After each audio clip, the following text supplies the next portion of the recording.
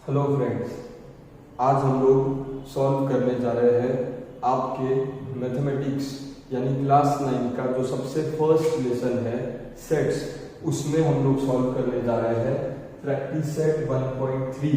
बहुत ही मज़ेदार, बहुत ही इंटरेस्टिंग प्रैक्टिस सेट है।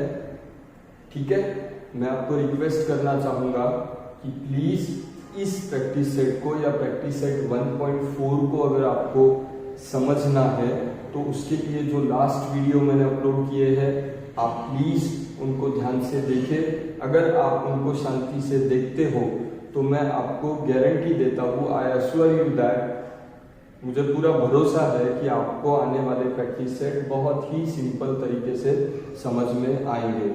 आज भी हम लोग प्रैक्टिस सेट 1.3 बहुत सिंपल वे में बहुत ही आसानी से करने जा रहे हैं। मैं आपको रिक्वेस्ट करूँगा कि वीडियो को एंड तक देखें, ठीक है, ताकि आपको पूरी कंसेप्ट अच्छे से समझ में आए। मैं रिक्वेस्ट करूंगा कि अगर अभी तक आपने हमारे चैनल को सब्सक्राइब नहीं किया हो तो प्लीज़ उसको सब्सक्राइब करें। जिन्होंने सब्सक्राइब किया है I am very thankful to them. ठीक है, वीडियो अगर आपको पसंद आए तो प्लीज़ उसको लाइक कीजिए, कमेंट कीजिए और मैक्सिमम उसको शेयर कीजिए अपने फ्रेंड्स के साथ, फैमिली के साथ एंड रिलेटिव्स के साथ। ठीक है, अब हम स्टार्ट करने जा रहे हैं हमारा सबसे पहला क्वेश्चन। ठीक है, आपको 4 सेट्स दे चुके हैं ये लोग, ए बी सी और डी। ए बी सी और डी में उनके एलिमेंट्स उन्होंने दिए हैं। 6 क्वेश्चंस आपके सामने हैं और आपको क्या करना है कि इनमें से कौन ट्रू है और कौन फॉल्स है ये आपको करेक्टली आइडेंटिफाई करना है। ठीक है, अगर आपका कंसेप्ट क्लियर है तो आप बहुत आसानी से इसका जवाब दे सकते हो। सबसे पहले ध्यान से देखिए, उन्होंने पूछा है C is subset of B। C is subset of B। अब हम C को B का सबसेट कब कहेंगे? जब C के सारे एलिमेंट्स B में प्रेजेंट हो। तो चेक करते हैं C में कौन है, B और D। ठीक है, B और D है। अब उन्होंने पूछा है C is subset of B, यानी B का है या नहीं। अब B में कौन है? C है, D है, E है, F है। लेकिन मुझे कहिए C में कौन थे, B और D। अगर ये पूरे के पूरे B और D यहाँ पे प्रेजेंट होते तब जाके ये उसका सबसेट माना जाता। D तो है इसमें मगर B नहीं है, इसका मतलब C is not the subset of B। यानी ये जो स्टेटमेंट दिया है आपको ये है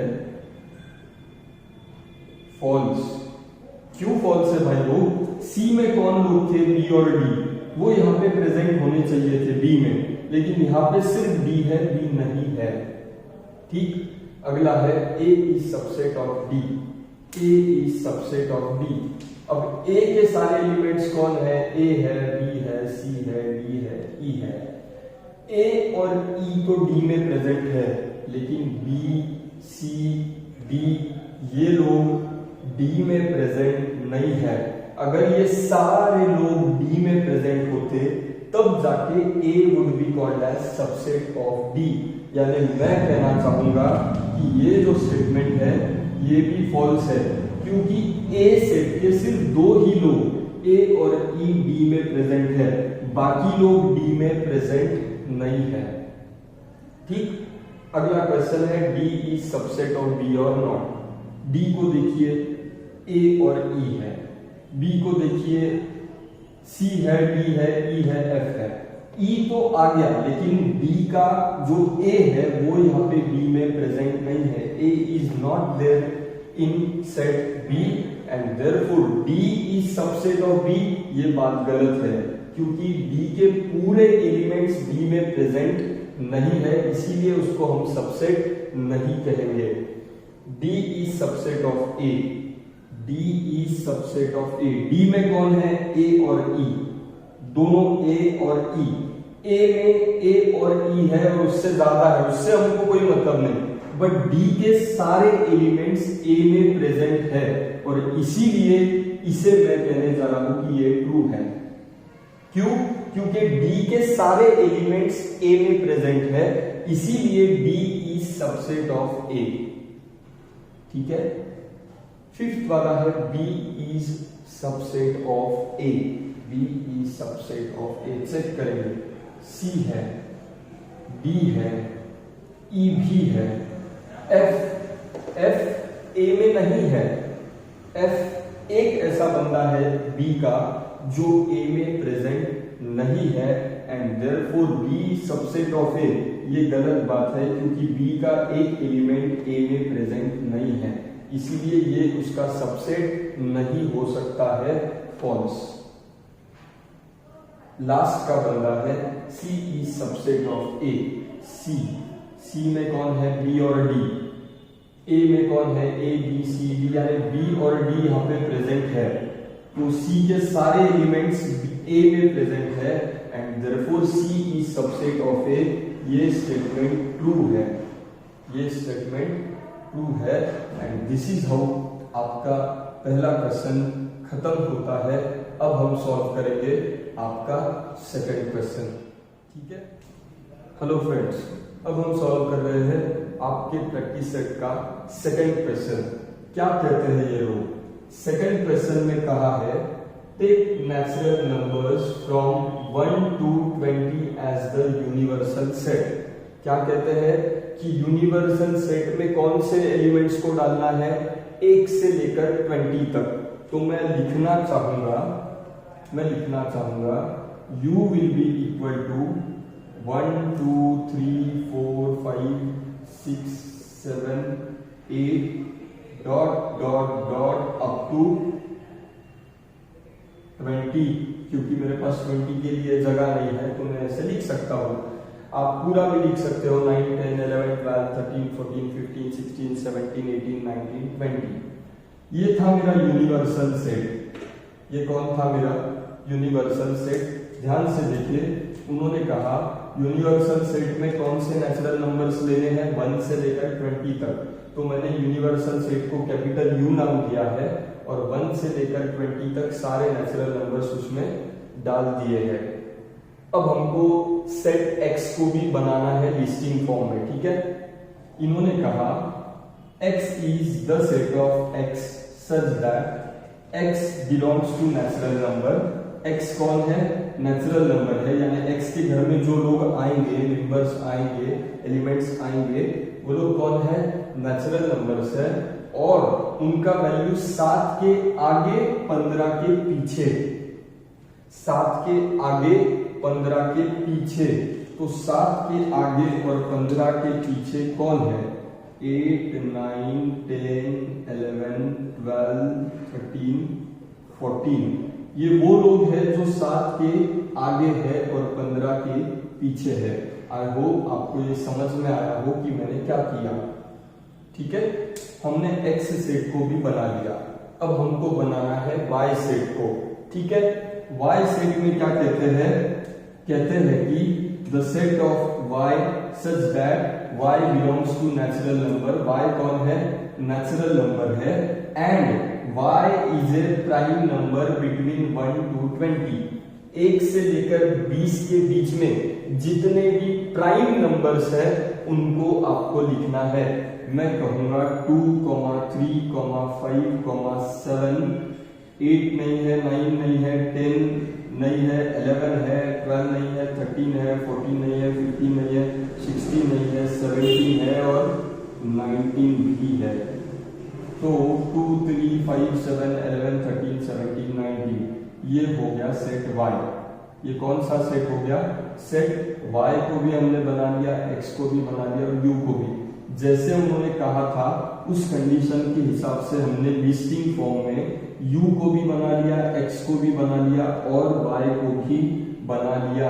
पहले आपको इस प्रकार से उसको लिस्टिंग फॉर्म में बनाना, कन्वर्ट करना जरूरी है। उसके बाद अब इन्होंने कहा है कि वेन डायग्राम लेकर आप इन सबको प्लॉट कर दिखाइए। हम दोनों भी से, मैं X को भी वेन डायग्राम लेकर दिखाऊंगा और Y को भी मैं वेन डायग्राम से आपको दिखाने का कोशिश करूंगा। बहुत सिंपल है, प्लीज आप पहले तो इसको समझ लीजिए कि मैंने कैसे बनाए हैं, और अब हम बनाने जा रहे हैं आपका वेन डायग्राम, ठीक है। सबसे पहले तो बॉक्स कर लीजिए, उसको यू नाम दे दीजिए, यूनिवर्सल सेट दे दिया। अब पहले तो एक्स के घर में कौन से लोग हैं उनको एक सर्कल में डाल दीजिए। एक्स के घर में कौन लोग हैं उनको एक सर्कल में डाल दीजिए। एक्स के घर में है 8, 9, 10, 11, 12, 13, 14। 8, 9, 10, 11, 12, 13, 14। 8, 9, 10, 11, 12, 13, 14। 7 लोग हैं, 7 लोग मैंने वहां पर डाल दिए और इस सेट को आप नाम दोगे एक्स। क्या नाम दोगे? एक्स।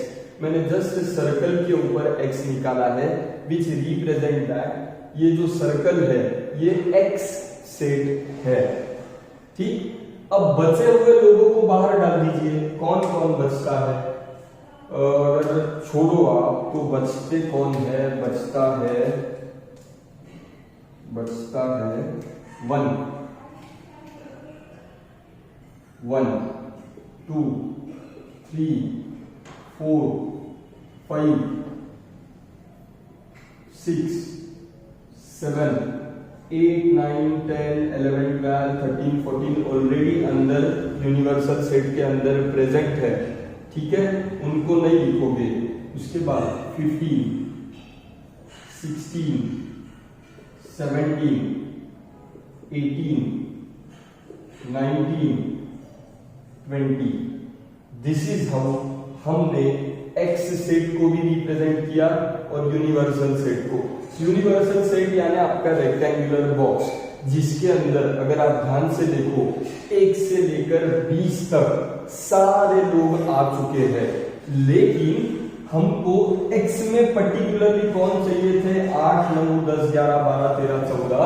तो हमने उसका एक स्पेशल सेट उसको दिया है, स्पेशल शेप उसको दिया है वेन डायग्राम के लिए, और उसके बाहर हमने लिखा है सेट एक्स।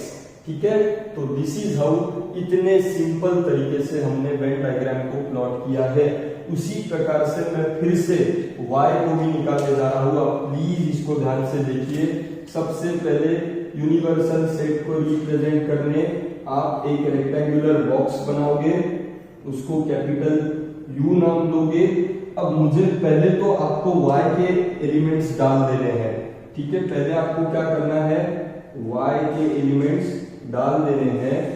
y में कौन है? y में कौन है? 2, 3, 5, 7, 11, 13, 17, 19। 2, 3, 5, 7, 11, 13, 17, 19। 2, 3, 5, 7, 11, 13, 17, 19।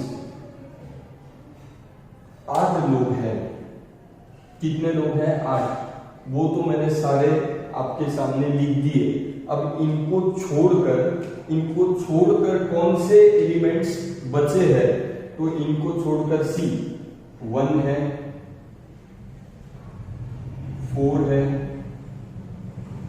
6 है, 8 है, 9 है, 10 है, 12 है, 14 है, 15 है, 16 है, 18 है, 20 है। 20 लोग यूनिवर्सल सेट के अंदर पूरे कितने लोग आने चाहिए? 20 काउंट करेंगे। 1, 2, 3, 4, 5, 6, 7, 8, 9, 10, 11, 12, 13, 14, 15, 16, 17, 18, 19, 20। प्लीज ध्यान से देखिए, मैंने क्या किया? सबसे पहले से रेक्टेंगुलर बॉक्स करने के बाद उसको कैपिटल U नाम दिया, उसके अंदर एक सर्कल निकाला। सर्कल के अंदर y के जितने भी एलिमेंट्स थे मैंने सर्कल के अंदर उनको डाल दिया। y के एलिमेंट्स को सर्कल के अंदर डाल दिया। ठीक है, इन सभी को, और इनको छोड़कर इनको छोड़कर यूनिवर्सल सेट में इनमें से y के एलिमेंट्स इनमें से निकाल दिए, तो जितने भी लोग बचते हैं उनको मैंने बाहर डाल दिया है, सर्कल के बाहर। ठीक है, अब अगर आप यूनिवर्सल सेट को ध्यान से देखते हो तो 1 से लेकर 20 तक पूरे लोग उसके घर में प्रेजेंट है, बट उसके घर में एक कमरा किसका है, सेट y का कमरा है, और उसको हमने स्पेशली निकाला है सेट y, और उसके अंदर सिर्फ y के एलिमेंट्स को डाला है। ठीक है, तो दिस इज हाउ हमने आपका क्वेश्चन नंबर 2 भी सॉल्व किया है, बहुत ही सिंपल था। अब हम सॉल्व करने जा रहे हैं आपका क्वेश्चन नंबर 3। ठीक है, हेलो फ्रेंड्स,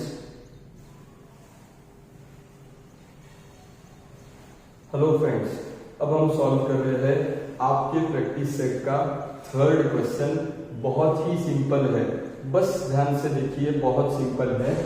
क्या कहते हैं ये लोग, आपको U दिया है, यूनिवर्सल सेट के सारे एलिमेंट्स उन्होंने ऑलरेडी क्वेश्चन में दिए हैं, P सेट के एलिमेंट्स भी आपको दिए हैं, आपको निकालना है P डैश, आपको क्या निकालना है, P डैश निकालना है, और दूसरा जो आपको निकालना है वो है डैश ऑफ P डैश।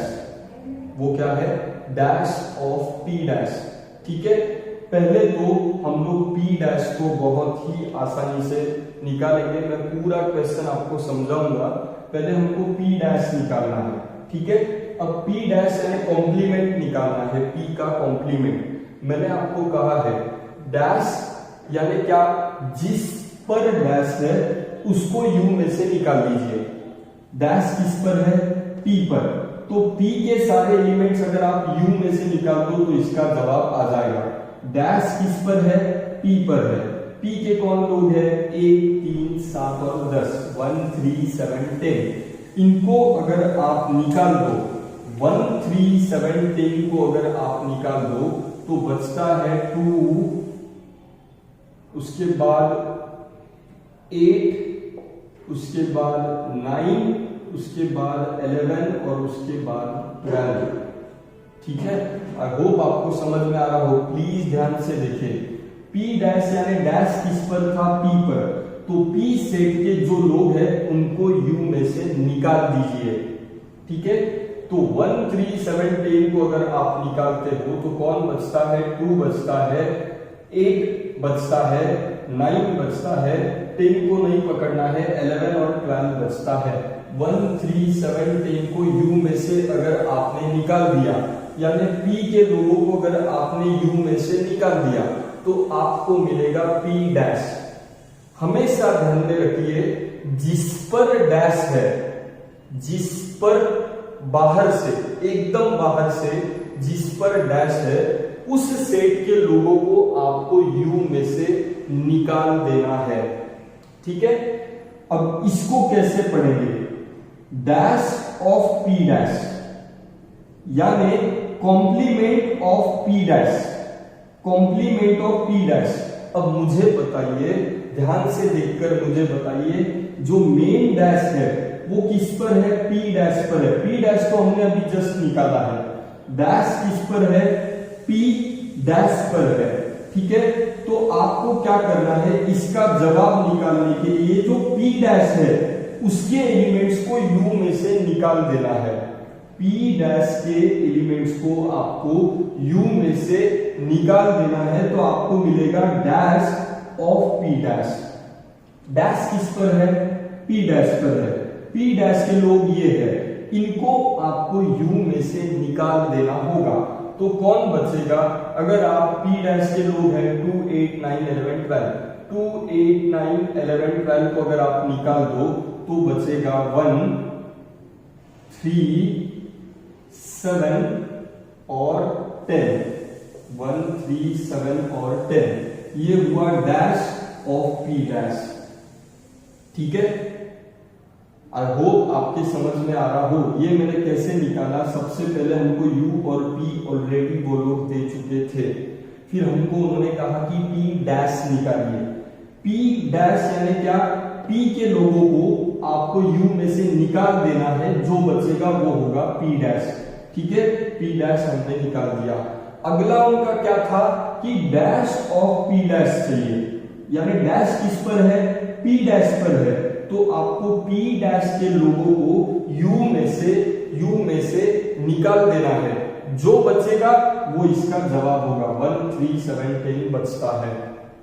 ठीक, अब हमको सॉल्व क्या करना है, वन बाय वन हम लोग क्वेश्चन को पढ़ेंगे। Draw a Venn diagram which shows U P and P dash. बहुत सिंपल है, पहले तो रेक्टेंगल बना लीजिए।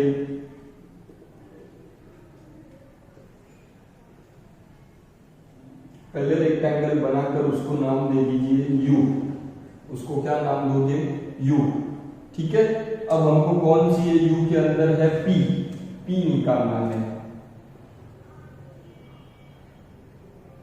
ठीक है, तो पी हम निकालने जा रहे हैं। ध्यान से देखिए पी के लोग कौन है, 1 3 7 10, 1 3 7 10, ये हो गए पी के लोग।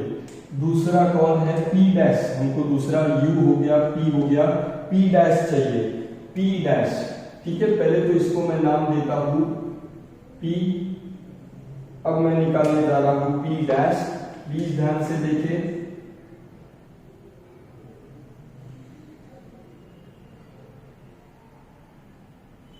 पी डैश मैं निकालने जा रहा हूं। पी डैश पे कौन है, 2 8 9 11 12,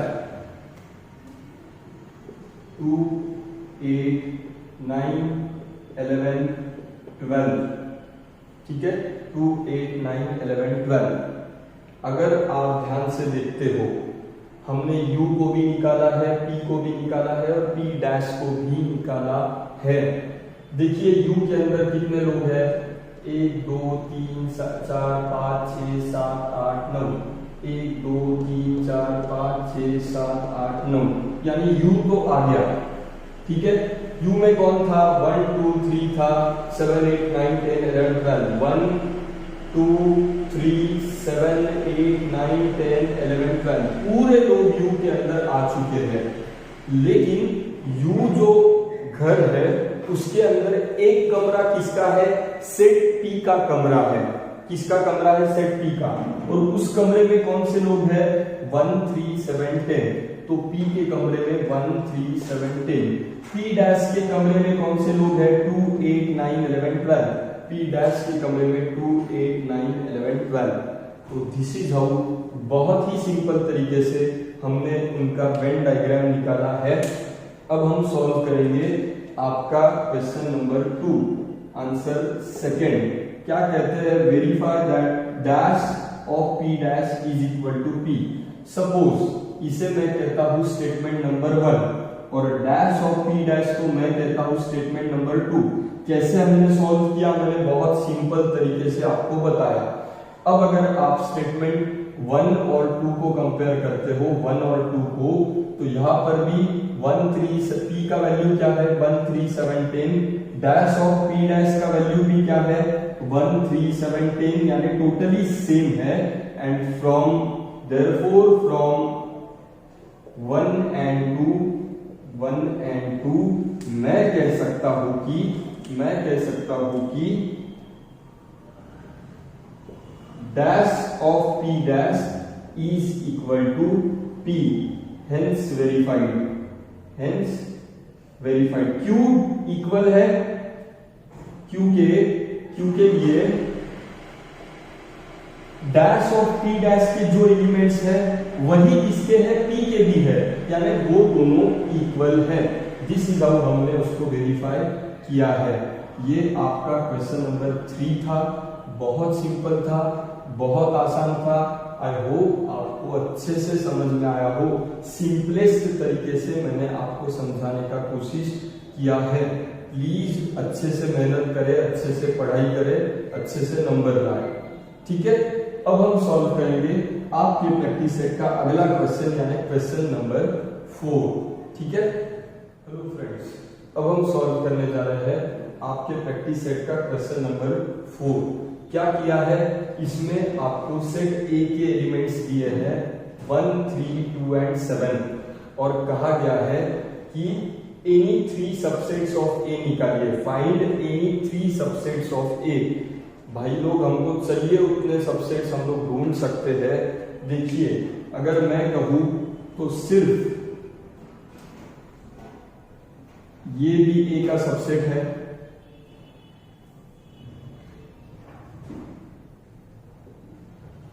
सिर्फ 3 तो पूरी तरह ए में आता है तो वो भी उसका सबसेट है।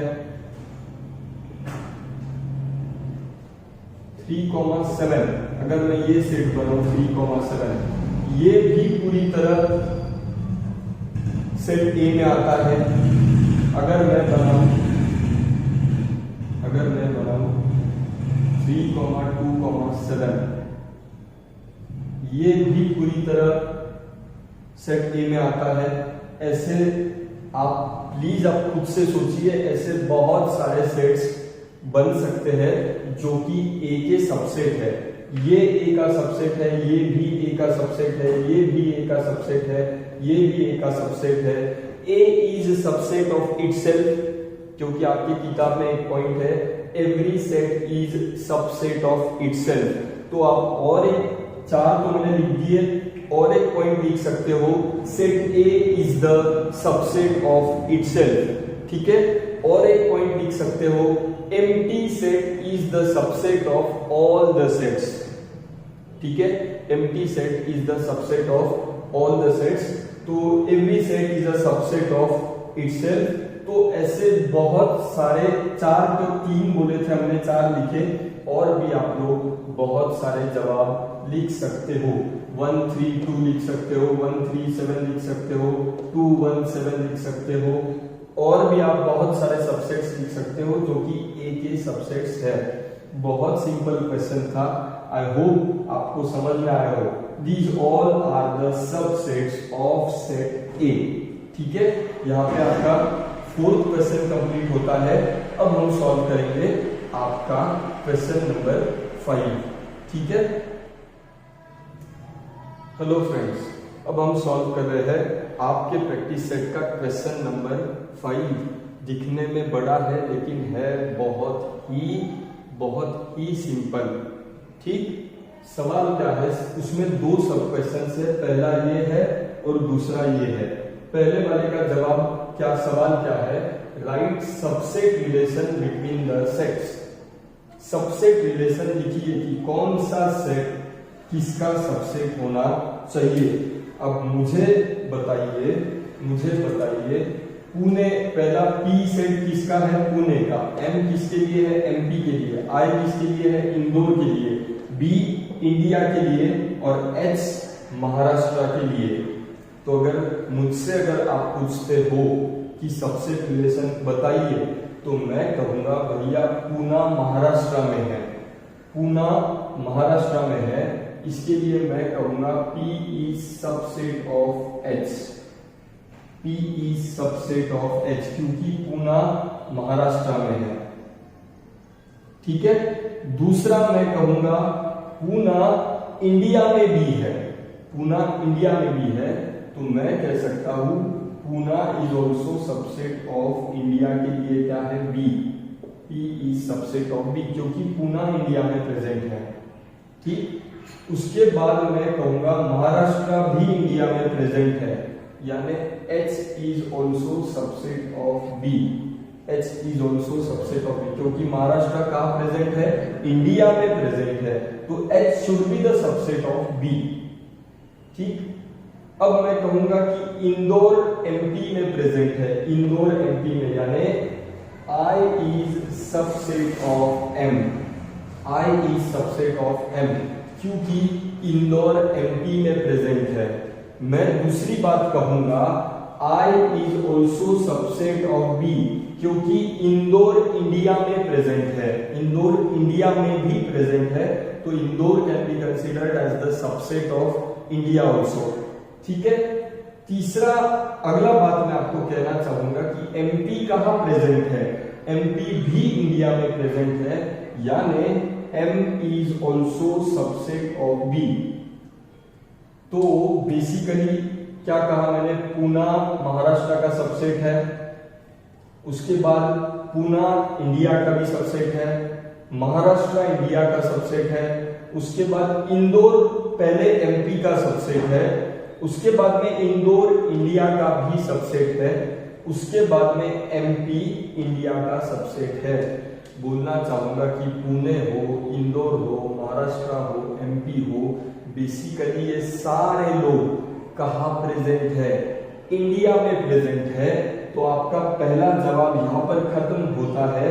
और दूसरा जो सवाल है, which set can be called as the universal set for all sets? ये सारे सेट्स में आप किसको यूनिवर्सल सेट मानोगे? तो मैं कहूंगा ये सारे बचे हुए लोग इंडिया में प्रेजेंट है, इसके लिए आप इंडिया के सेट को यूनिवर्सल सेट मानोगे।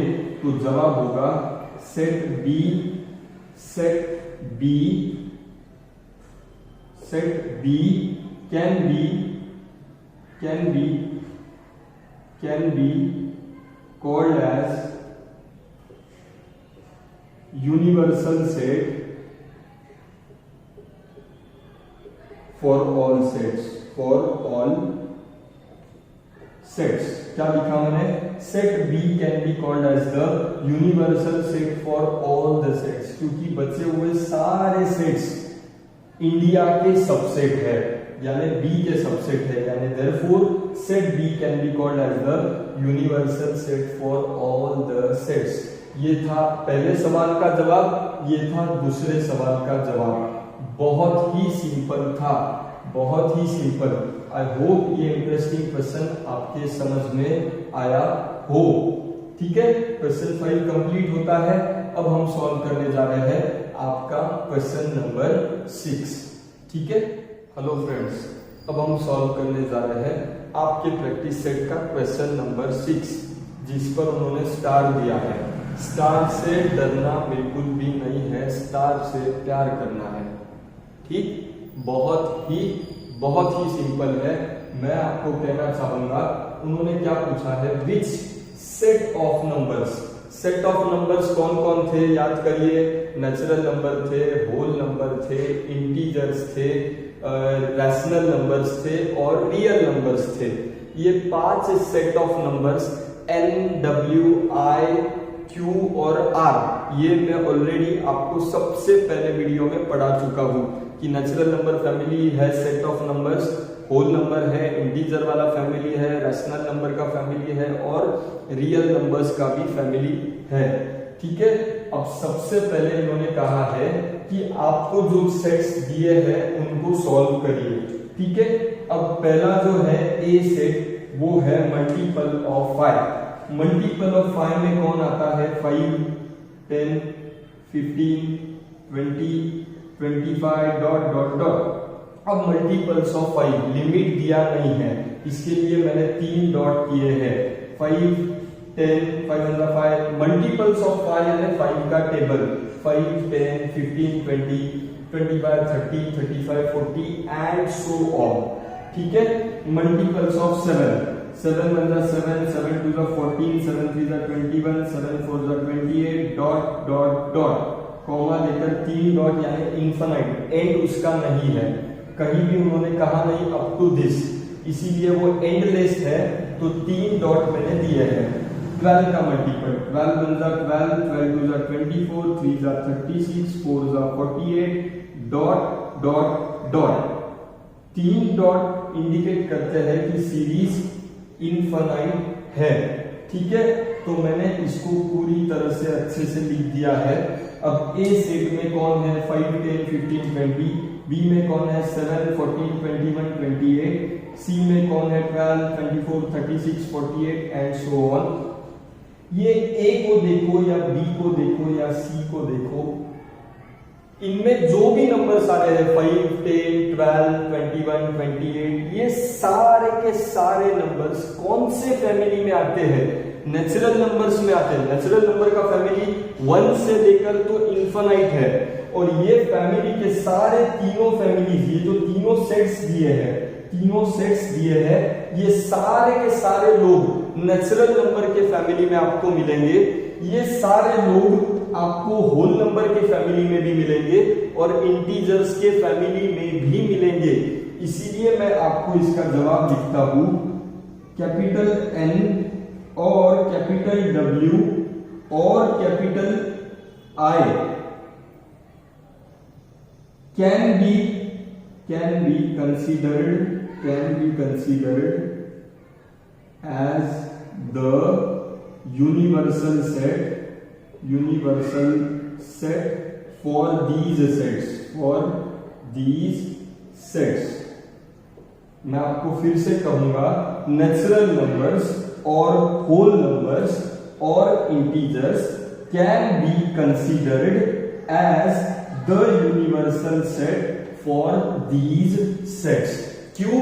क्योंकि आप नेचुरल नंबर का फैमिली लो या होल नंबर का फैमिली लो या इंटीजर का फैमिली लो, ये तीनों सेट के लोग उनमें प्रेजेंट होंगे।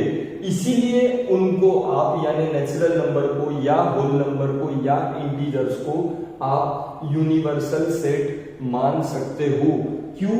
क्योंकि ए, बी और सी के जितने भी लोग आगे आएंगे उतने के उतने नेचुरल नंबर्स में या होल नंबर्स में या इंटीजर्स में आपको प्रेजेंट मिलेंगे। ठीक है, तो इसका जवाब यहाँ पे खत्म हुआ। अब हम सेकंड पार्ट को सॉल्व करने जा रहे हैं। क्या है? सबसे पहला पी सेट है और पी में उन्होंने कहा है कि set of integers which are multiples of 4 के मल्टीपल 4 का टेबल 4, 8, 12, 16, 20 डॉट डॉट डॉट। क्यों डॉट डॉट डॉट दिया? क्योंकि उन्होंने कहीं भी उसका एंड कहा नहीं है, अप टू वगैरह कुछ भी कहा नहीं, तो मैंने इनफाइनाइट उसको कहा है। ठीक। दूसरा है set of all even square numbers. ये आपको समझना जरा जरूरी है, set of even square numbers. ठीक है। अब सपोज 1 का स्क्वायर है 1, मगर 1 इवन स्क्वायर नहीं है। 2 का स्क्वायर है 4 is a even square number. 5 का स्क्वायर है 25 इवन स्क्वायर नंबर नहीं है। 6 का स्क्वायर है 36, वो इवन स्क्वायर नंबर है। 7 का स्क्वायर है 49, इवन स्क्वायर नहीं है। 8 का है 64, हाँ ये इवन स्क्वायर नंबर है। क्या आपको समझ में आ रहा है? एक नंबर में भूल गया, 4 का स्क्वायर है 16 भी इवन स्क्वायर नंबर है। And so on dot dot dot. 8 का स्क्वायर 64 है, इवन स्क्वायर नंबर है। 9 का 81 है तो वो नहीं चलेगा क्योंकि 81 ऑड है। 10 का 100 है, 100 भी इसमें आप डाल सकते हो, इनफाइनाइट सीरीज है। 100 is also a even square number.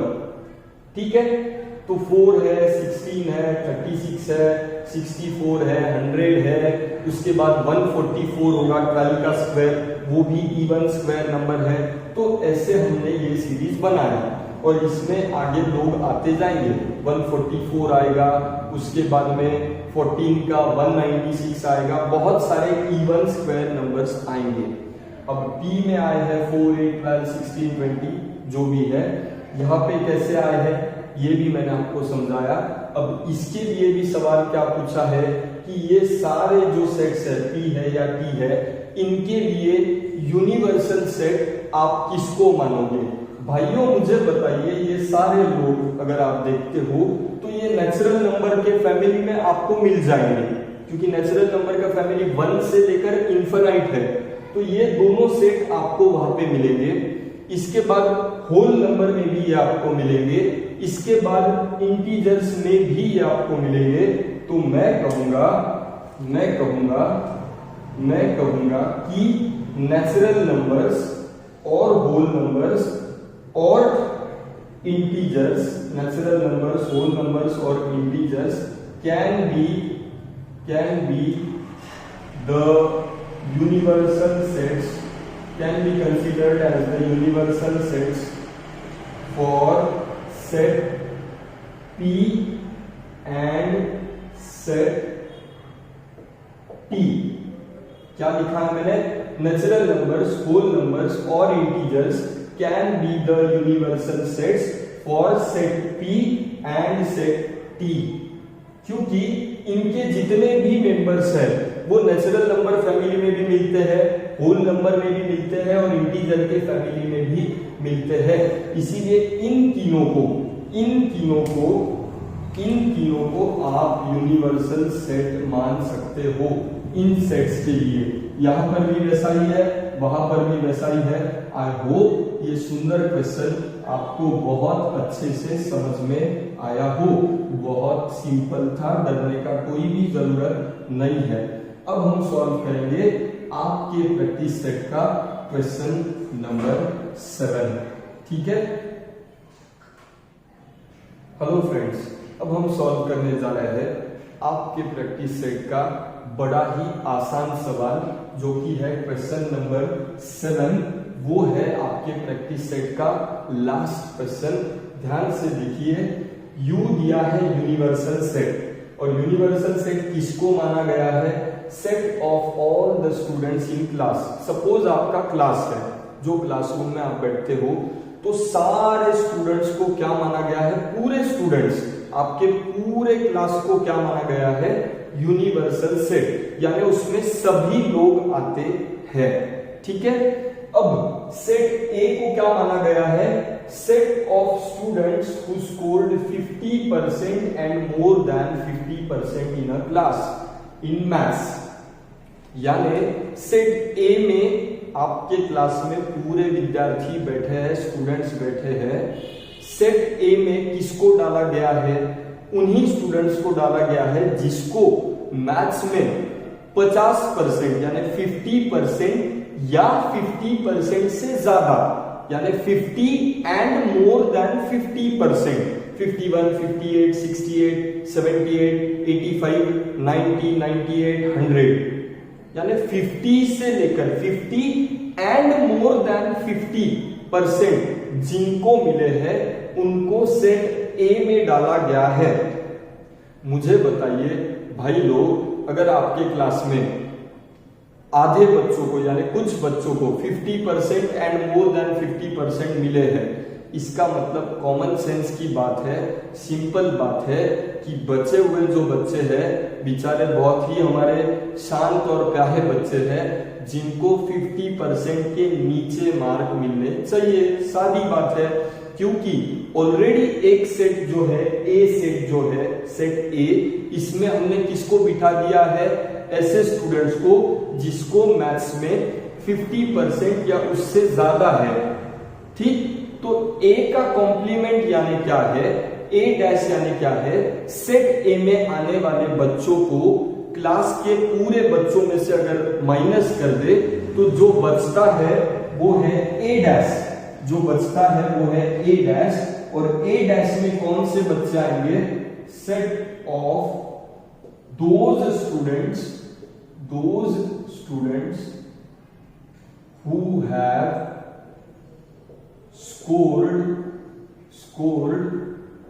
scored less than 50% in maths। क्या लिखा मैंने? सी, ए को अगर छोड़ दे तो जो बचता है वो होता है ए का कॉम्प्लीमेंट। ए को अगर यूनिवर्सल सेट में से निकाल दे तो जो बचता है वो होता है ए डैश, यानी ए का कॉम्प्लीमेंट। ठीक है। एंड देयरफॉर ए डैश में set of those students who have scored less than 50% in class, क्योंकि सेट ए में कौन से स्टूडेंट्स थे? 50% एंड मोर देन दैट। तो सेट ऑफ ए डैश यानी ए की कॉम्प्लीमेंट में कौन होंगे?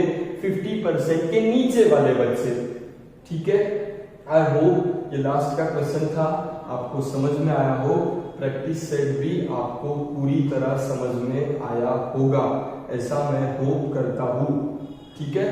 Thank you so much.